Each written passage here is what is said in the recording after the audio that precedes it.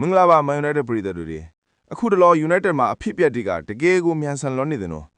အခုတလော Ruben Amorim ချက်သွားပြီး Michael Carrick ရောက်လာတဲ့အခါမှာအားလုံးကလူတစ်ယောက်တည်းကိုပဲစိုက်ကြည့်နေကြပါတယ်သူကတော့ကျွန်တော်တို့ရဲ့လူငယ်ကျေပရက် Kobe Mainoo ပါပဲ Amorim လက်ထက်မှာနေရာပြောင်းနေခဲ့တဲ့ Mainoo တစ်ယောက် Carrick လက်ထက်မှာဘလူးတောင်ပြန်လဲရှင်သန်လာတယ်လဲဆိုတာဒီနေ့ဗီဒီယိုမှာအသေးစိတ်ပြောပြပေးသွားမှာပါတကယ်တော့လေ Ruben Amorim ရဲ့ 3-4-3 ကစားကွက်ထဲမှာ Mainoo ဟာအန်ဝန်ဘုတ်တော်တော်လေးကိုရုန်းကန်ခဲ့ရတာပါ Amorim က Mainoo ကိုအထိုင်ကွင်းလယ်မှာထားဖို့ခံစစ်ပိုင်းအားနဲ့လည်းလို့ယူဆခဲ့တယ်လို့ Okay ရှေ့ကိုနည်းနည်းတိုးခိုင်းပြန်တော့လေ Bruno Fernandes နဲ့နေရာချင်းကထပ်နေပြန်ရောဒါကြောင့်လေပွဲထွက်ခွင့်နေနဲပါလာပြီးနောက်ဆုံးအီတလီကနယ်ပိုလီအသင်းစီတောင်ပြောင်းတော့မယ်ဆိုတဲ့သတင်းတွေအထိထွက်ပေါ်ခဲ့တာပေါ့ ဒါပေမဲ့ Michael Carrick ရောက်လာတဲ့အခါမှာတော့အားလုံးကပြောင်းပြန်ဖြစ်သွားပါပြီ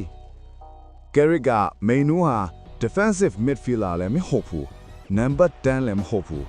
သူကကမ္ဘာအဆင့်ပြီး box to box number 8ကစားသမားဖြစ်လာမှလို့ကိုပြက်ပြက်သားသားပြောခဲ့တာပါ Man City နဲ့ဒါဘီပွဲမှာတင် Mainoo ကိုပွဲထုတ်ပြီးသူ့ရဲ့အရေးချင်းကို Carrick ကတက်တည်ပြခဲ့ပါတယ်သူ့ရဲ့ဘောလုံးထိန်းပုံတွေဖီအားကြကနေပါပါလေးယုံထွက်ပုံတွေက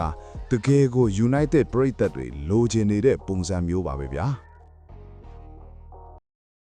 အခုဆိုရင်တော့ Mainoo ဟာ United ရဲ့အနာဂတ်အထက်ပြန်လည်အသက်ဝင်လာပြီတော့ပြောလို့ရပါတယ်ဒါပေမဲ့ Amorim ရဲ့ဆုံးဖြတ်ချက်ကပဲမှားယွင်းခဲ့တာလားဒါမှမဟုတ် Carrick ကပဲ Mainoo ရဲ့အသုံးချပုံ manual ကိုအပိုင်ထိနေတာလားဆိုတာတကယ်ကိုစိတ်ဝင်စားစရာပါပဲကဲပရိသတ်တို့ရဘလို့ထင်လဲMainoo ဟာ Carrick ရဲ့လက်အောက်မှာကမ္ဘာအကောင်းဆုံးကွင်းလေလူဖြစ်လာနိုင်မလား comment မှာဝင်ရောက်ဆွေးနွေးသွားကြပါဦးနော်